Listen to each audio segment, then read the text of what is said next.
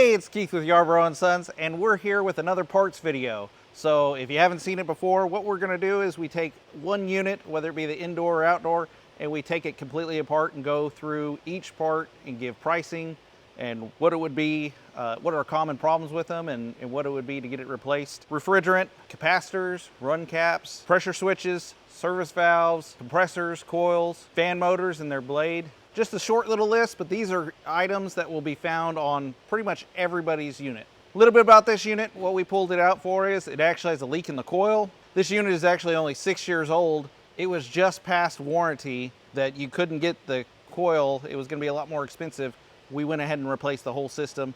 Price-wise, it was gonna be pretty close to the same. So anytime you're not under warranty and you get some of those big ticket items, sometimes it's better to look at replacement.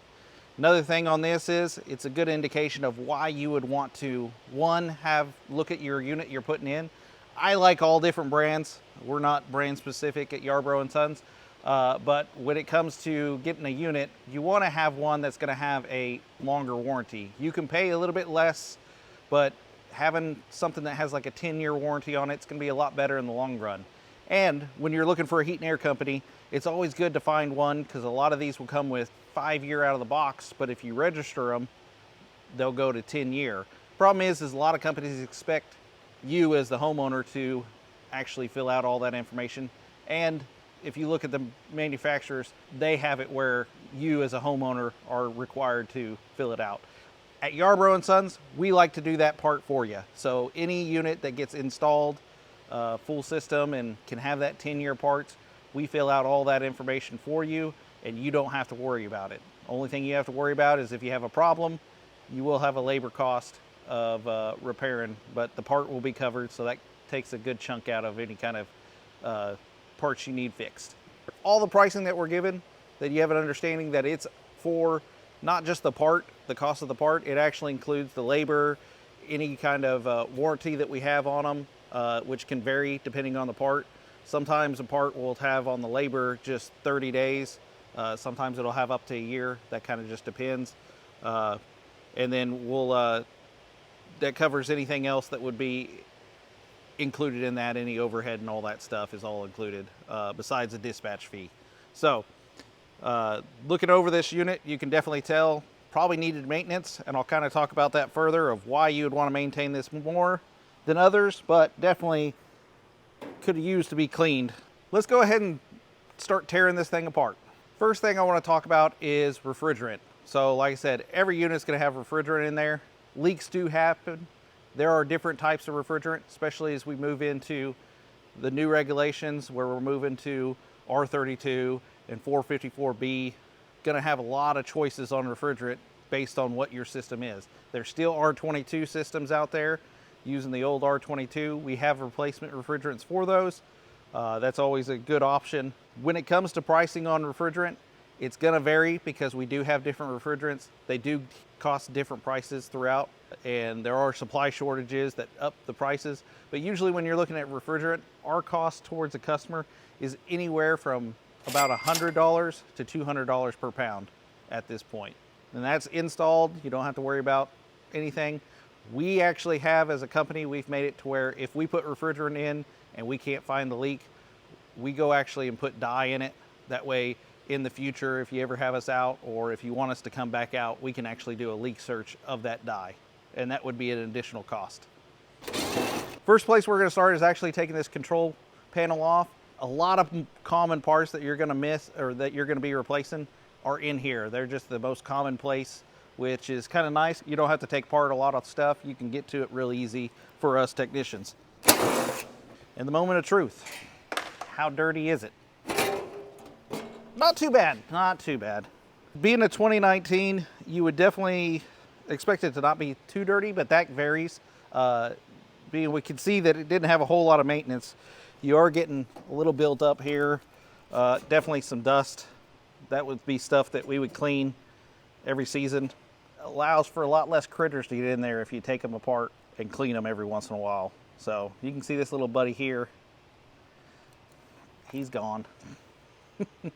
Critters love to get here, whether it be mice, spiders, ants, they really like to take these contactors out. But let's go ahead and pull that contactor out and we'll kind of look over on it. Go ahead and get this out of the way. Oh. This is a contactor. These are very common to go out. We see a lot of them go out, like I said, with ants. They like to crawl in here. Luckily, this one's kind of encased, so you're not going to get a whole lot of things get in there, but that has a contact points right under there. And those contact points are known to get ants in them all the time. If you get ants in them, you're better off replacing it. This one actually looks pretty good with the pitting. That's another common problem. So pitting happens because whenever we're sending electricity to this, simple 24 volts comes, it magnetizes this right here and pulls in on this contact. So when that happens, it just slaps down. What it actually happens is sometimes this slaps down, and when it comes to AC current, we're looking at a wave. And so with that wave, that sine wave, if you're at the top of the wave, that's when you have the fullest power.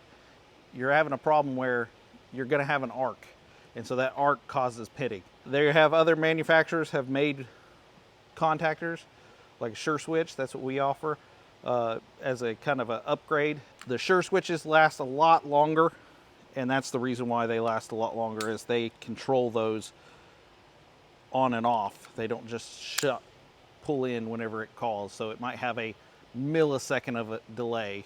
Nothing that you would ever notice at your house, but that does help with everything. Anytime, I would definitely suggest upgrading to that. Sadly, I don't have the price for a Sure Switch because I kind of went with everything that was basic. But price to change out an actual contactor like this is going to be about $291. It can vary. Like I said, the Sure Switch is going to be $350, somewhere around there. But just to get you out the door, back up and running, $291 should get you going. That's what I have to say about this part. So next we're going to be moving on to a run capacitor. This actual run capacitor is a dual run capacitor.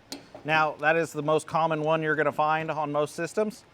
Every once in a while you'll find one that's a single, that's just running the fan, or could be running the compressor. They could have where they have two separate ones. They have lots of different options. But dual is going to be your most common found one. In the future, that will change, but most of y'all are going to find them. So this is a dual run capacitor. Obviously, we call it a dual run capacitor because it's going to do for your fan and your compressor. We don't have to worry about having two separate ones. Every one of these is sized per the motors that they're going to be powering. And so you can see actually on it, you have a 45 and a 7.5.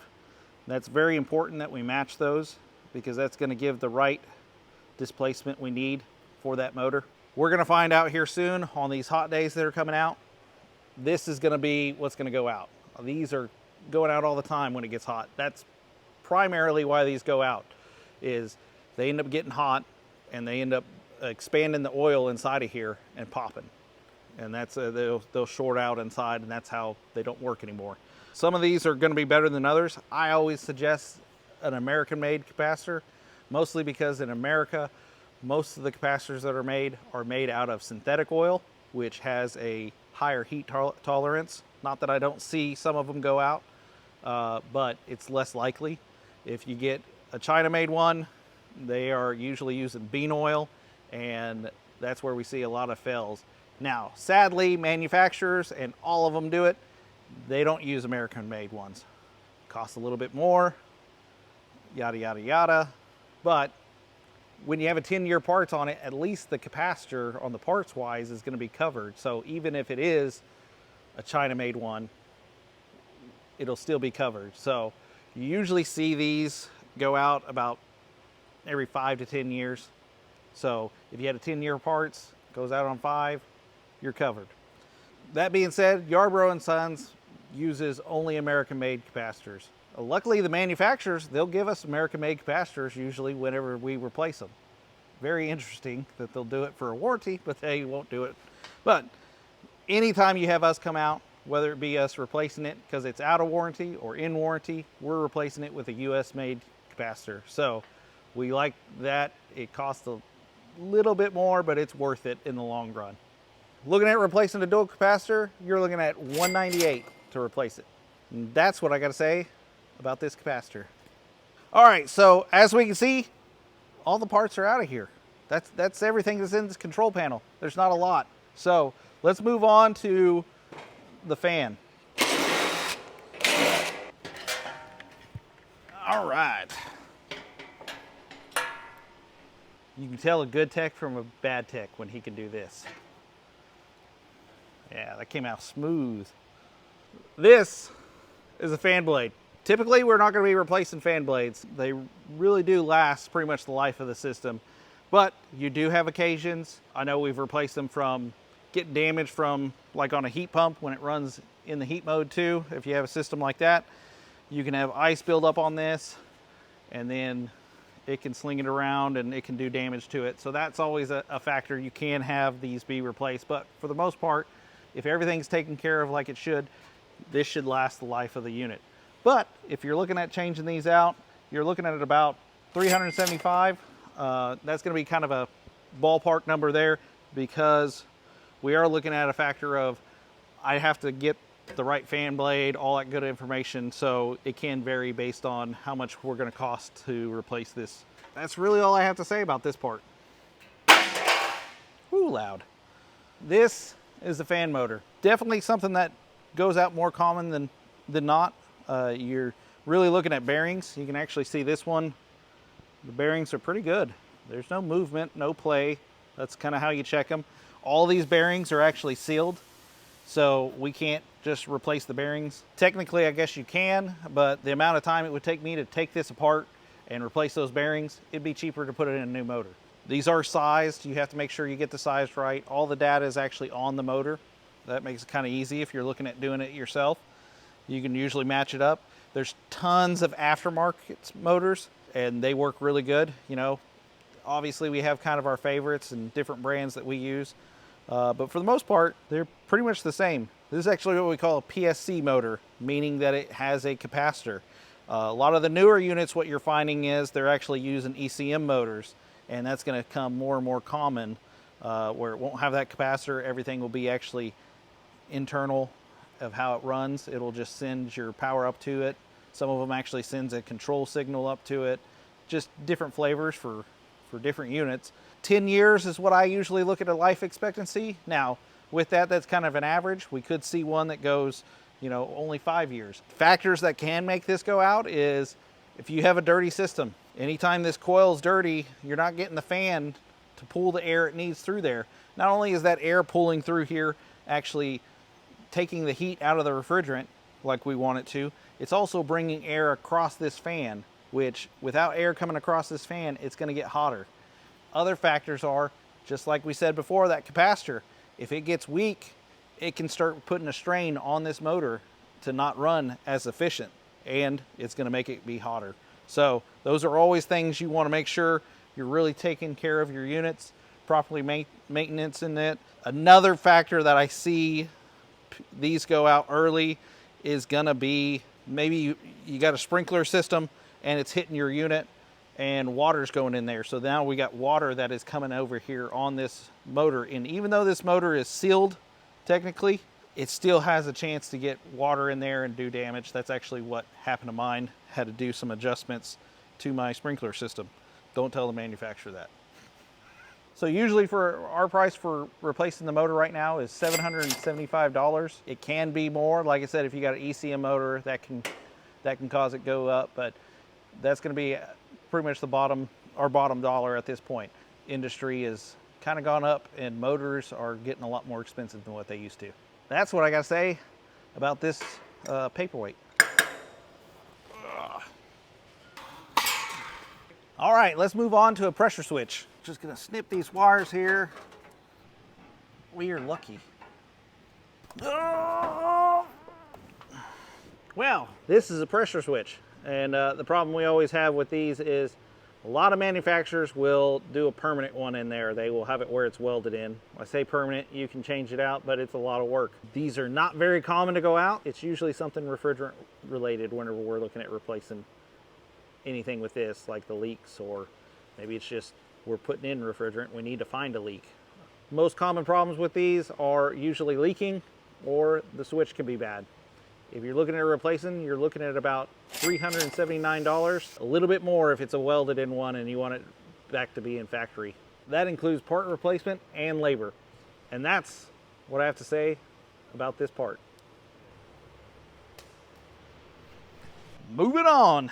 Let's go ahead and look at this service valve. Usually gonna have two. This is a very important part to your system. What's this actually for is just to allow a place for technicians to actually tie onto the system and check charge, is what it's most commonly used for, and even add charge whenever you're leaking. Also, anything that we need to do to get into that system to work on your refrigerant, we have to do it through this. Definitely don't see a whole lot of problems with these. Actually, what we usually see the problem with is leaking, and the most common place is this actual Schrader core. They are very common to leak. That being said, you really don't have to worry about this part. But if you're going to be replacing this, we're going to have to quote it out. Like I said, it's not a common thing we do all the time, so prices can vary.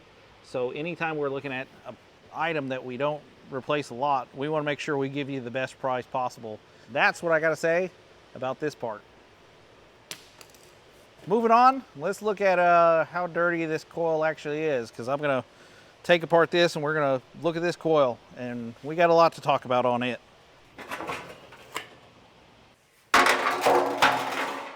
This is a condensing coil. As you can see, this condensing coil looks a little different than some people's.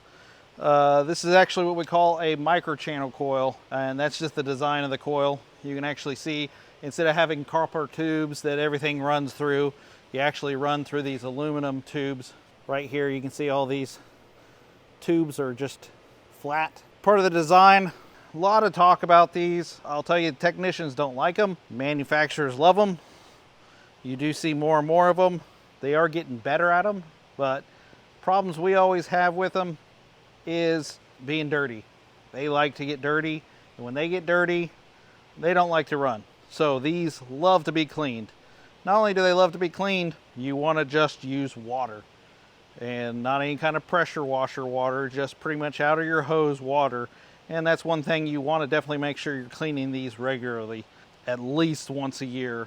We do see problems with them in leaking, and that is very common. One of the common places I see is usually this joint right here, where we go from copper to aluminum. I hadn't heard too many times where I've seen it lately, but they've kind of changed the way they join these, and I think that's really improved it. But some of the older ones, they do have a common place leak in there. Another thing I usually see is you get a lot of people that hit these with something, whether it be mower or anything like that, and they'll gouge into this, whereas that can be replaced. I don't really suggest it, mostly because when these get damaged and you weld up, these little tubes have a bunch of little tubes all the way through them, and they are very fine. So if I weld up that tube, I'm welding up so much of it. Now, if you talk to the manufacturers, they will say that you can weld up so much and not have a problem. It's just a preference for me. Anytime you're taking away refrigerant flow, you're taking away potential BTUs that you could be using to get it out of your house. Ultimately, if you're going to have a problem with this, it's probably you're not cleaning it. Same thing with this one. You can see big time, this has not been taken care of. You got grass, dirt dauber's nest on there. All that's needs to be cleaned out regularly. That might point towards a little bit of the reason why this had a leak, because I don't see any actual damage on it. These are getting to be more common. They're definitely not our favorite ones. The biggest advice I can ever give you is wash it with water, nothing else, no pressure washer, just regular hose water. And they do have common problems with leaking.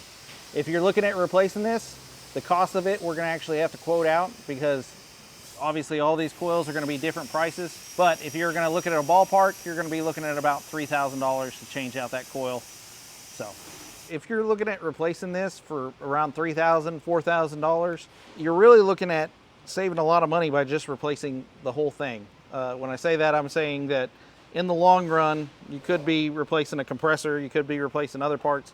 If you get a brand new system, you're going to be replacing all those parts at once instead of at a later date. And that's all I got to say about this part. Next, we have pretty much the heart of the system, compressor. Very important part. Without it, we're not pumping any refrigerant. So this goes out, there's no more cooling. There's no way to get around it. Now, a lot of times when they fail, they'll get locked up. And when it gets locked up, sometimes we can put hard start kits and get it going back. It's kind of a 50-50 shot, I'll say, if you're gonna actually get that. They are not very common to go out. A lot of times these have 10-year parts. Even if the rest of the condenser has only 5-year parts, they'll usually give the compressor a higher number. Bunch of different types of compressors. This one is actually called a scroll compressor. Some of the older units used to use reciprocating compressors, and a lot of the new ones are moving to what we call a rotary compressor, which looks similar to this. Common problems that we have with this, just like anything we've been talking about, maintenance, maintenance, maintenance, maintenance. It's always important to have maintenance done. One reason is, if you're not checking your refrigerant levels, if we're getting low on refrigerant, this thing actually cools from the refrigerant. So if your refrigerant levels are low, you're not getting as much cooling, you're overheating this motor, you can run into a lot of problems. Other common problems are like that capacitor. Like I said, not having your capacitor checked, you're going to be hurting the motor because it's going to struggle.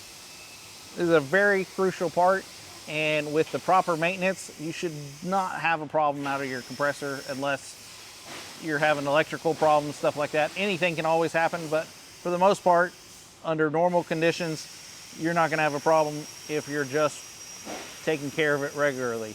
Usually doesn't have very many problems unless you're neglecting your unit. It can always have problems. Looking at replacing it, you're going to be needing to get a quote, but usually we're seeing in a ballpark about $3,000 and up to replace this. That's all I have to say about this heavy beast. Well guys, we've taken apart pretty much this whole unit, looked at every part that is common with these. There's a lot to these systems and a lot of parts. And obviously we can see maintenance is king and can really make your system last a lot longer. If you're looking for 5-star service in the Oklahoma City area, let us be the team you call. See you guys. Yarbrough.